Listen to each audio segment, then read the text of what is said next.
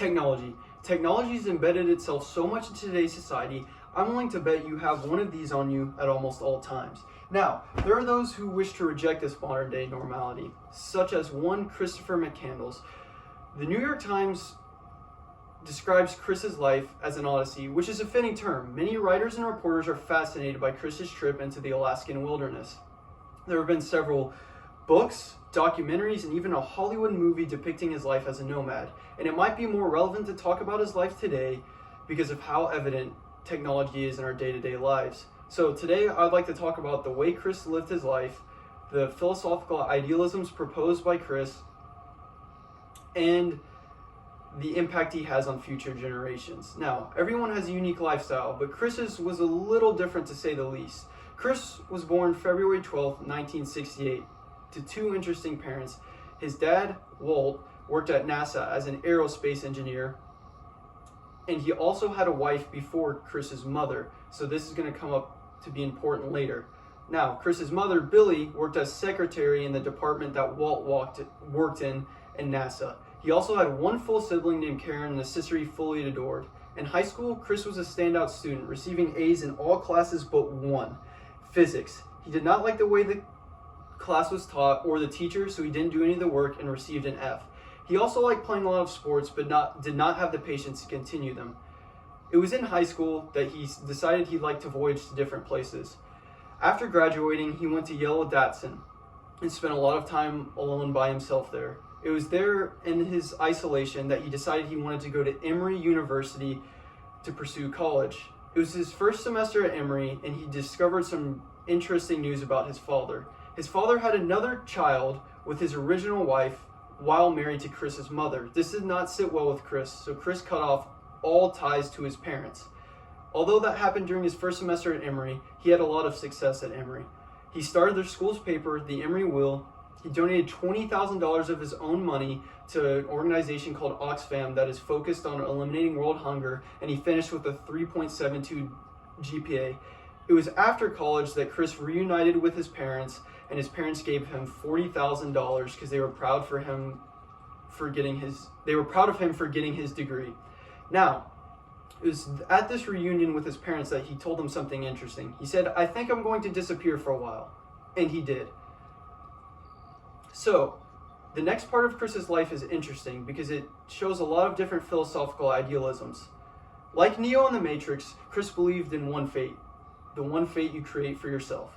So, when Chris was out of college, he decided to go back to Yale Datsun because he enjoyed it there, but while there, he did not like it as much as his first time, and he abandoned everything he brought with him, including his car.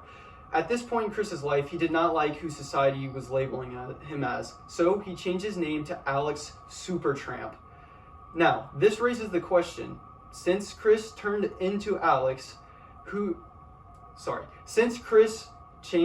Alex, what makes us who we are? Is it our reputation? Is it our personality? Is it our name? Is it our physical appearance? Or is it our consciousness? These are all questions proposed by Chris's nomadic lifestyle.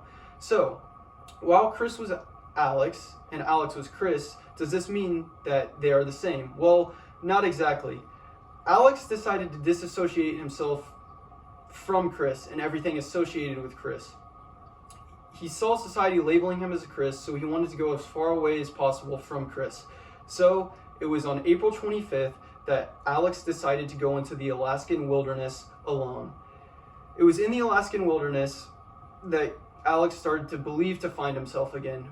He went there alone and he brought only a rifle, a bag of rice, a notebook, and a canister that could turn river water into edible drinking water. It was the first couple months of this last journey for Alex that he started to realize something was off. He was having success with a lot of small games such as rabbits, squirrels, and birds, and he eventually killed a moose. It was when he killed the moose that he realized that something was off. The moose only fed him for 3 days, and since it only lasted 3 days, he thought killing it was irrelevant. At this point, he realized that his life had taken a turn. He started to see things as being more irrelevant and wished to return back to society. However, when he wanted to go back, the Teklanika River in Alaska, the only way back to society for him, had flooded. So at this point in his journey, Alex was smart enough to realize what this meant. He only had a few days left, so he started writing in his notebook. He wrote about his life, he wrote about nature, he wrote about everything. His final words read, "I've had a happy life and thank the Lord. Goodbye and may God bless all." Alex Supertramp Chris McCandless died August 18th, 1992, day 112 of his Alaskan journey. Now, even though Alex lived a short life, it was a happy one, and Alex's story serves as both inspiration and a warning to future generations. Now that we have reached the conclusion of Alex's journey, it might be good for a recap. Alex was born to two NASA alumni. He was a quick-witted kid, and he liked to live life his own way. He ignored the normalities of society, and he forged his own path. Alex Supertramp Chris McCandless' life may have been short-lasted, but he had a great life. Alex's legacy will forever live in the wild.